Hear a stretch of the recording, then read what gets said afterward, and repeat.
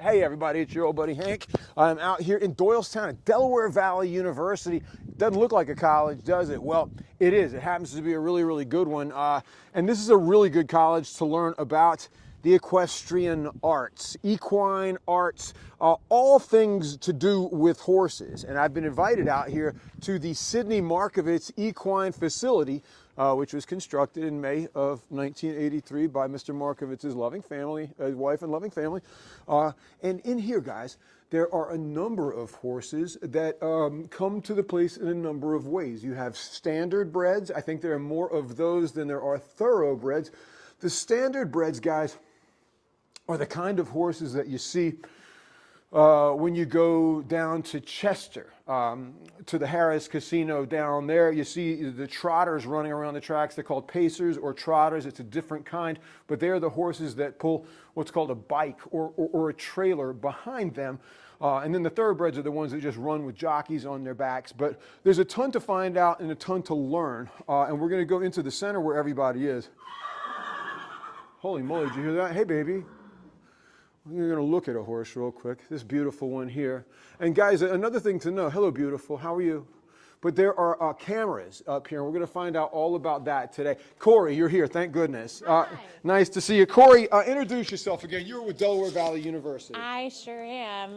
My name's Dr. Corey Kieschnick, and I am Chair of Equine Science and Management and Director of Equestrian Sports. Thank you so much for having us out here. Yeah, thanks for coming. Yeah, for an opportunity to learn. And for me, really, the question is sort of where to begin. I think we'll start with the place where you invited us out here, which is the fact that you're inviting the public in a very easy, peaceful way to keep an eye on these soon-to-become moms and these baby foals. I mean, I guess that's redundant, but I always mess up my horse terminology. But You're I'm doing here to great. be educated, and this is cool, and we can look in on them anytime we want. Tell us about it. Yeah, so we have partnered, this is our second year partnering with the Pennsylvania Horse Racing Association, and we have this full cam initiative. So in the stalls, you will be able to see on the live stream, this is not a mom, this is a dad. This is a dad, and he whinnied at me a minute ago. Yeah, he's saying hello to everyone. I can't help but say hello. He's huge and glorious and just as beautiful. He's a doll. Yeah, this is Teddy. Which one would be one though? Where are some of the cameras? Come on in here and I'll show you. I'll show you a couple of babies. A couple of babies. Now, you have like what, 2 new ones out here, right? We do. We have 2 new babies. One of them was. I think we've got some more media down here. Okay, we'll just go around. We'll come this way. So we do have 2 babies on the ground. One of them has been on the live stream. And so I think that the students said maybe there were 20-something viewers, 25-ish viewers who got to see the foal be born. That's incredible. That's pretty amazing. It's a really amazing thing. I don't know that many humans that have had that experience, but it's a very, I mean, I was there when my children were born. There's no getting around it. It's a very physical experience. Yeah, for sure. But that's a really cool thing for you all to be doing, to put those cameras in there. And that way people can keep track and they can stay in touch with the program, right? Exactly right. So let me tell you about the program. Please. We have degrees in equine management and equine science. Our equine science degrees are in pre-professional and also in breeding. Our equine management, we have business management, equine instruction and training, media and communications, and equine assisted therapies. The equine industry is so big, so there's so many different things that you can do. And we have students coming in with interest in a lot of different things. All right, well, let me tell you a little bit about what I know about DelVal. And I was getting into this coming in the front door, which is that it's, and we're seeing more and more of this. I was with high school students earlier this week, very, very hands-on. When I first came to Fox29, I did something with the beekeeping program here, but the agricultural programs out here, the animal programs out here, this is like it is a working environment. This is no classroom, but if it is, it's a hands-on. I like your style, is what I'm saying. Yeah. We were founded in 1896 with a mission of hands-on learning, and that was very cutting edge. So that's in the mission. That's in the mission DelVal. of the university. Cool. So everything we do has an experiential learning component. 100% of our students are graduating with real-world experience, and that is really important to us. And the feedback that we hear from employers is They love it. It makes them easier to hire. Absolutely. They come right in knowing what they're doing day Yeah, one. they can hit the ground running. Love it. Show me that. So let's look at the cameras, though. Okay. Should we go in here? We can certainly go in here. I'll take you into the lab. So this is where some of the students are. Oh, hey, Taylor, how are you? This is Taylor. She's our equine coordinator. She's really good at it, so she don't want to be on camera. There she is. I'm going to probably make her be on camera for a second. She's thrilled. No, but just in fairness, she was answering a ton of my questions earlier. She knows her stuff. She has a lot of information. About it. She's a superstar. Can I talk to her real quick? Yeah. Let me talk to you just for a second. Yeah. Talk to her. Yeah, you. All right, thank you. Appreciate it, Dr. Corey. I'm pulling your hair. Don't be careful. All right, so Taylor, I'm gonna just to get another voice involved. Hold that. Okay. No, just hold it in your hand. That hold on that. You go. Talk to me about the cameras behind you. How excited are you with those? In addition to folks being able to kind of check in from home, it allows you all to keep an eye on them all at the same time. Tell me, but it's your story. What do you like best about it? I think that, so we have our internal full cam system that the students use and the faculty and staff can use. So we have our own internal ones. And then we also have the ones from the Pennsylvania Racing Association. So it's nice to have both the live and the internal. And that goes back to what Corey was saying too, because we can look at them here, and in my mind, I mean, which is a strange place to be, but in my mind, I'm thinking about the public and people logging on, and you're making a much stronger, more direct reference to the students. They can get their laptops up and check, especially students in this program have 24-hour access to the ponies that they're working on. Yeah, it's true. That's radical. And we can give live updates to the public who are watching the full cams. So the managers will send me updates and I'll post them to the site. So that way everyone can kind of follow along, not only visually, but also know what's going on so that's like at that written time. Update. There's no camera on, no mic on the webcams where you're broadcasting from the stall. Correct. Okay. Yep. A written update. Yeah. Come to work for you guys. Hey, got in stall 14. Okay. So tell me a little bit about the new foals. And we're gonna have to go to commercial in a minute. This always happens to me in the first block. That's I get okay. So wrapped up in the situation. I love it. I think Jenna would be better to talk about the foals for sure. Well, I will get with her shortly. I'll go back to Dr. Corey though. Dr. Corey, and I had asked you about them a minute ago. The new foals, and we can see them both in the camera here. Yeah. When something like that happens in the program, like the horse is the mother, but it's got like 100 aunts and uncles, right? Oh, that's right. Way involved. So the students are paired up in a class called Advanced Equine Reproduction. They're paired up and they're assigned a mare. And so they're in charge. They are the ones who are sort of running the show during the whole foaling process. So they're the ones who name the foals. And let me tell you a little bit about our naming tradition, which is the class votes and picks the theme.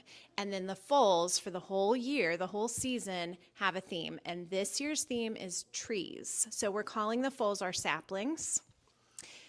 And the first one, I'm recalling, was named Spruce. Spruce is our second. Yeah, and Cedar is our first. That's radical. Yeah. I love that. That's a good theme and a beautiful name. Yeah. Now, to get a good grade, do you need to breed a horse and come out with a healthy foal?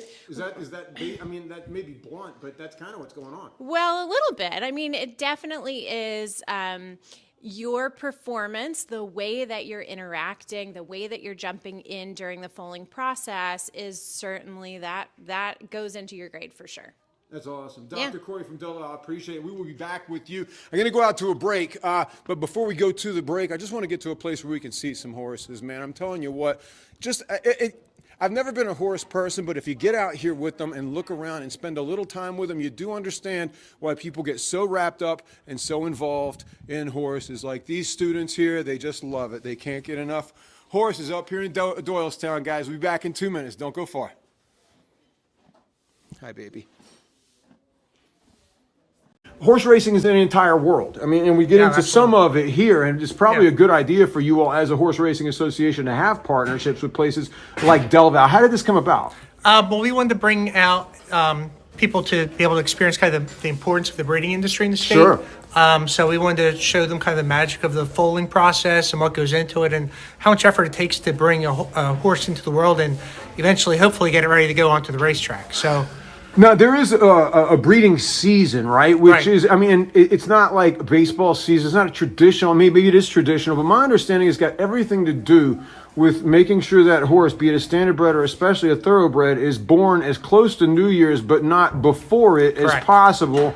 I guess for that, but it's got to do with 3-year-olds racing in the top tiers. Right. Yeah. So tell me about that. Yeah, because every horse born in 2024 will be the same birthday, January 1st. Okay. So it doesn't matter, from an official racing perspective. So Right. it doesn't matter if they're born in May or January. So that 4 months, 5 months development can give you a leg up when you're competing with other 2 or 3-year-olds. So that's why they try to time it through January through April typically, because if you're born in December, you're going to be far behind the curve. So if I'm running a horse that was born in November versus your horse that was born in January and they're 2 or 3-year-olds, your horse has pretty near a full year advantage of growing over mine, and it's not going to be much of a race. Right. So that's why there is that breeding season. Yep, absolutely.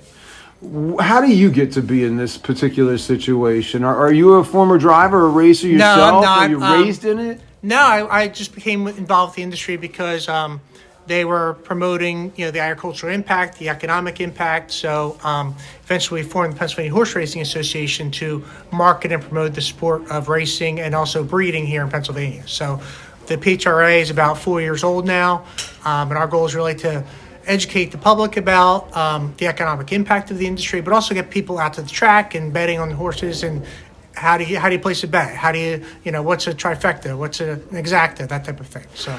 Well, Pennsylvania is a fabulous state with tons of great learning institutions, and we got a lot of farmland, we got a lot of tracks, and you all, I think, $1.6 billion in the horse racing industry in Pennsylvania, 23,000 people employed. Absolutely. It's a massive industry, so you all could have partnered with just about anybody. Why Delaware Valley right here in the old, in the old Fox29 viewing area? I love that, Well, they're bringing up the next generation of people who are going to work in our industry. Okay. So we think it's a great opportunity to kind of highlight the jobs that are available in the industry, the education opportunities available to people who love horses but really don't know how to get involved or work with them. So DelVal is a perfect partner for us to be able to just kind of showcase, here in Pennsylvania, we have these opportunities in education to work in agriculture, to work with horses. So hopefully it'll attract some new people to it. Yeah, for sure. But also you know who you're getting with some of these students coming out of this program because you work with them some, and they know you a little bit better as well, know what they're going into. Maybe it's more of a seamless transition for a graduate. They get hands-on experience here. They are watching the foals being born, so it's a great life experience. It's, your experiential learning, so to speak. You're doing what it takes to, bring a mare to foal, and helping wean the foal and everything that goes into that whole process. So it's just a great opportunity. So are you? You're the head of the Pennsylvania Horse Racing Association. So in my mind, I don't have you here in the stall helping these horses give birth. No, I am not doing that. Right. No. Not that that's a bad thing to do, but it may not be your area of expertise. I don't know. No, it's not. I'm marketing and promoting the sport more so than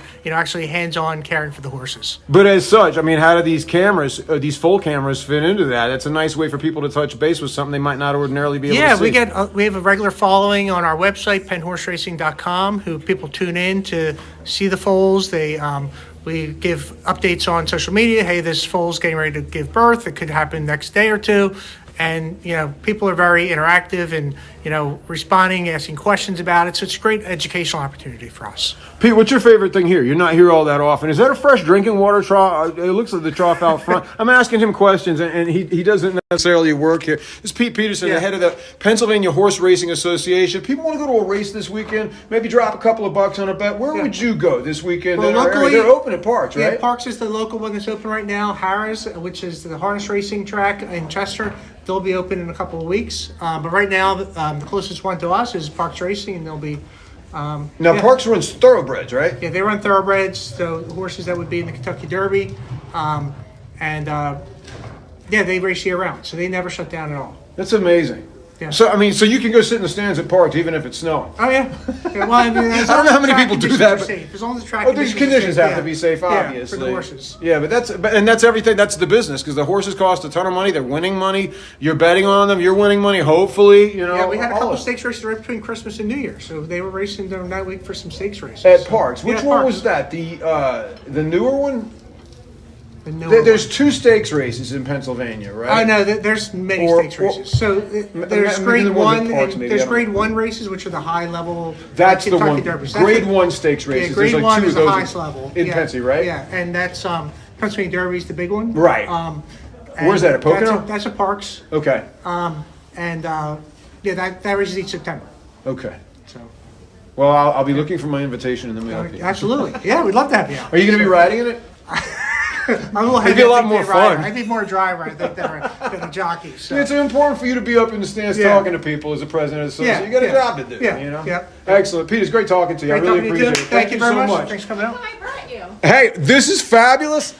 Fabulous, because I was just coming to you with the hard questions. But first, Okay. we're going to go to a break. We're going to talk about how these horses get born, the nitty gritty of it, and how it happens on camera, and you can watch it. You can get as close to these horses as you possibly want to through the magic of video and through these good students and instructors out here at DelVal Valley University. We'll be back in 2 minutes talking all about horses and the Pennsylvania horse racing industry. Got a long way to go and lots to learn. We'll see you in a minute. 2 minutes to be exact. Don't go far.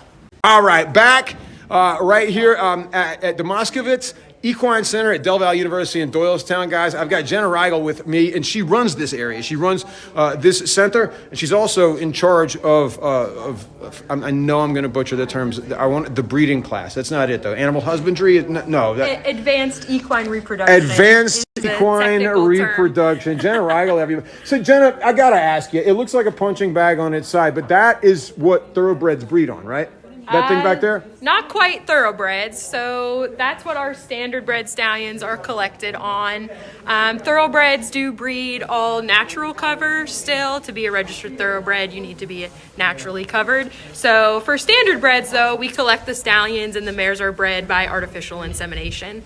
So that is our breeding shed. That is the phantom that the stallions jump in order to get the sample collected. It's amazing. And I've got to cover this because it never gets away from the fascination. I'm always using human equivalencies, which are not appropriate, but the notion of stud fees always blows my mind. And we were talking about it before we went live. And from standard breeds, it can go from one place up to a very high place. Yeah. And then for thoroughbreds, it just gets completely out of hand. But what you're talking about is paying a horse to mate with your horse that could bring you a Preakness winner or something. Right. I mean, it's a form of the lottery in a way. I mean, Yeah, almost. But you're working with animals here, big animals, big. I mean, it's just a fascinating world. I guess you feel the same way because you make your life in it. Yeah. Talk to me about stud fees a little bit. How does that work? So stud fees range wildly. So for standard breds, you can have a stud fee be $1,000 up to $75,000, depending on the progeny of the stallion, his race record himself, how his current offspring are doing on the track. So it ranges so wildly of stud fees. Now, you are not studying thoroughbreds out here now, right? Correct. So we stand 3 standard bred stallions. Right. We don't have any thoroughbred stallions. Now, And- standard breds are all trotters and pacers for the most part, Correct. right? Yep, that's right. What do you like best about this job? I mean, you are in a very, very special place right now. You've got 2 brand new foals in your stables that have recently been born. You have pregnant horses here as well, so you've got lots of work to do. Yeah. Are you in your element right now? Yes, I am. This is my life. My favorite part is raising the foals and young horses, and I love going to the sale and watching those young horses sell and then starting their racing career at 2-year-olds. It's really exciting. I love watching to see what they do after they sell and start racing, and the students get involved and they love watching them. They also are the ones caring for them every day, the students are, so they get to go to the sale as well and follow them for their career. It's really amazing, and maybe I'm asking for Pete in a way, but does the Moskovitz Equine Center develop a reputation for raising great standard breds over time? I mean, if your horses begin to sell for higher and higher amounts, Right. they begin to produce results on the track and begin to reproduce here in this barn, now you got a thing going. And it's a college thing, and it's good for everybody. The kids are learning, bringing in new students like crazy because everybody wants to learn. And now Pete's all involved with it too because you all are turning out really good, productive, fast horses. Right. It's really cool. Yeah, it's pretty cool. Where do you all go from here, and when do you start? I think you were telling me before. Tell me about how long a horse can be pregnant for. So when do you ideally want to breed them? It's almost down to a day, isn't it?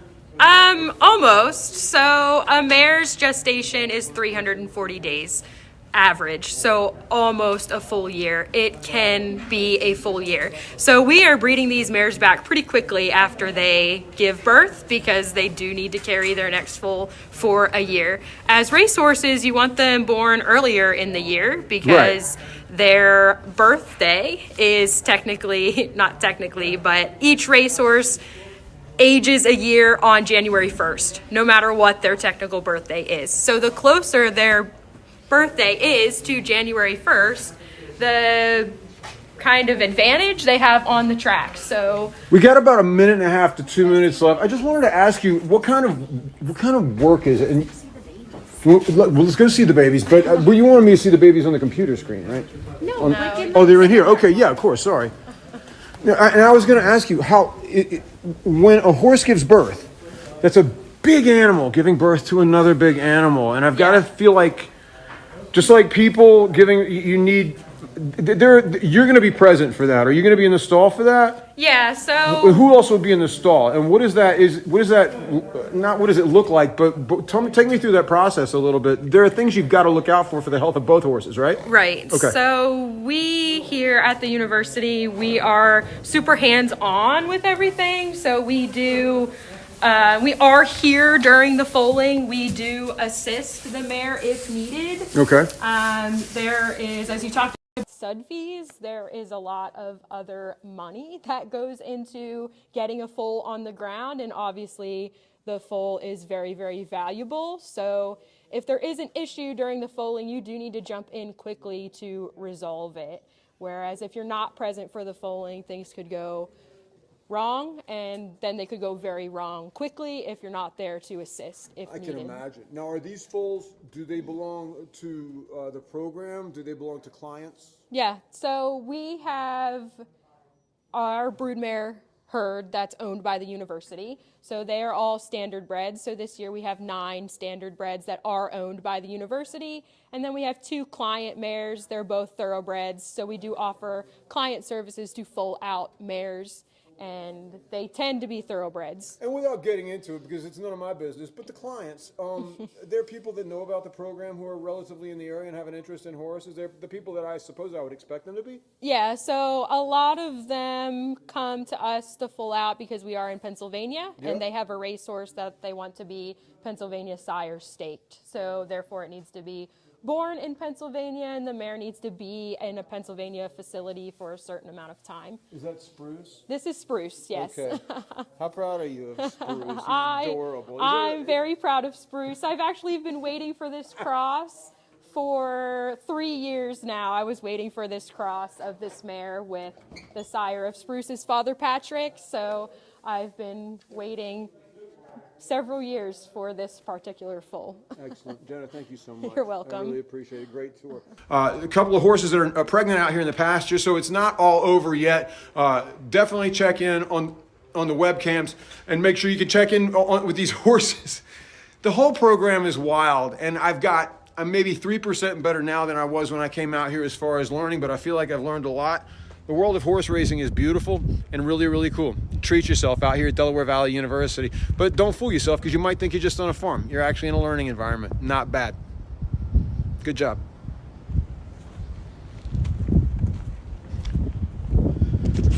I think this is one of the pregnant horses here. She's out there having a little hay. Listen, at the very least, if you come out here to Doylestown to some of these horse farms, breathe the air, look around, and just enjoy the old pastoral landscape.